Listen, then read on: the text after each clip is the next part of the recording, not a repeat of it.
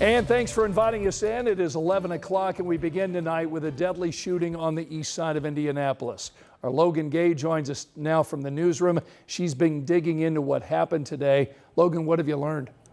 Well, Scott, this all unfolded just before 4 o'clock this afternoon near 34th and Franklin. Police tell us when they got to the scene, they found a man shot inside a car. Medics pronounced him dead at the scene. Investigators say it's typically a quiet area, but people arriving home from work saw something different with crime scene tape and police cars up and down Wellington Avenue. Police say they're working to bring a solution not just to this case, but other instances of violent crime in our city. We made a significant number of arrests, whether that be aggravated assault or our homicide investigators.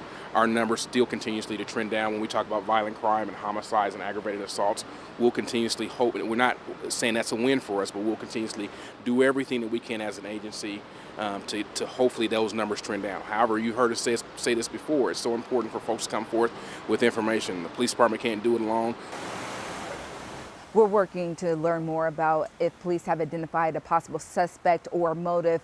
As you heard Sergeant Young say, the public is a key part of these investigations. If anyone has any information that could help IMPD, you're urged to reach out to the department or call Crime Stoppers at 317-262-TIPS. All right, Logan, thanks so much. A 50-year prison sentence for a 14-year-old charged with murder as an adult. That crime took place when the boy was only 13. Zayden Guy pleaded guilty last month to shooting and killing 24-year-old Byron Dennis Jr. at a Marion gas station back in March of 2024. Dennis's family spoke today in court. His mom remembered Dennis as a good man. She also told the judge she forgives Guy and hopes he'll ask God for forgiveness. Guy offered an apology in court. I'm very sorry for what I've done and the damage I've caused to the Dennis family as a young man at the age of 13. I was young enough to make better decisions and think about doing things before I didn't. Guy will now spend time in the juvenile detention system until he turns 18. He has 30 days to file an appeal on that sentencing decision. Tonight, we're getting a new look at Indiana's financial standing. The state budget agency reports Indiana ended the fiscal year with a balanced budget and $2.5 billion in surplus.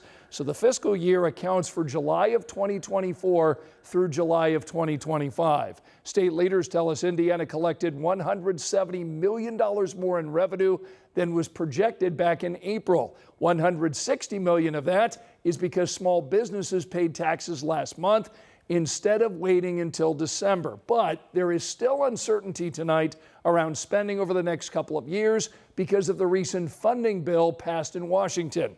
Governor Mike Braun said he is not worried about navigating cuts to federal funding for SNAP and Medicaid.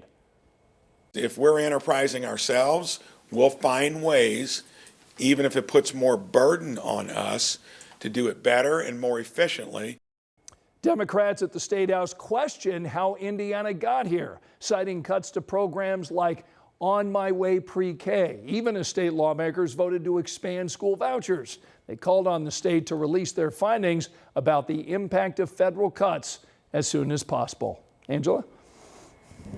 Scott, radar is pretty quiet at this hour after some downpours and lots of lightning with a few of the storms earlier this afternoon and this evening. Still keeping an eye on a little bit of rain south of Indianapolis. Here's Interstate 65. A little cell east of Nineveh, some rain in between Seymour and North Vernon. Severe threat for the rest of today and tonight out to our northwest does include the northern half of the state tomorrow. And the potential we get another little complex of storms forming after midnight that may impact that Wednesday morning drive. Continue the timeline in a few minutes. Here's a look at the other stories making headlines right now. Tonight, a man is under arrest after a deadly stabbing on the west side of Indianapolis. This is a story we first brought you last night at 11 as breaking news. Police found the woman outside of a home near Michigan and Tibbs. Tonight, investigators say the suspect and victim knew each other and had some kind of disagreement before the stabbing. Tonight, conservation officers are investigating the death of a Carmel man who was found in a lake in northern Indiana. They found the body of 21-year-old Riley Thorin Sunday morning in Lake Wawasee. His family reported him missing Saturday night. Tonight, the FAA is looking into what caused a paraglider to crash into an Indiana field. This happened in Hancock County near Mount Comfort Road, not far from the regional airport. Investigators say the crash seriously injured the pilot. A citizen with a drone helped lead emergency crews to the exact site of that crash. IU's medical school in Bloomington is launching 2 new programs aimed at bringing more doctors to southern Indiana. The residency programs will focus on internal and emergency medicine. They'll accept their first graduates in July of next year. Ed Carpenter Racing is moving to Hamilton County. The racing team will relocate to Westfield in time for the 2027 season. The new space is part of the Grand Park District Master Plan. Remember, you can find all of our latest local stories anytime on our 13 News app.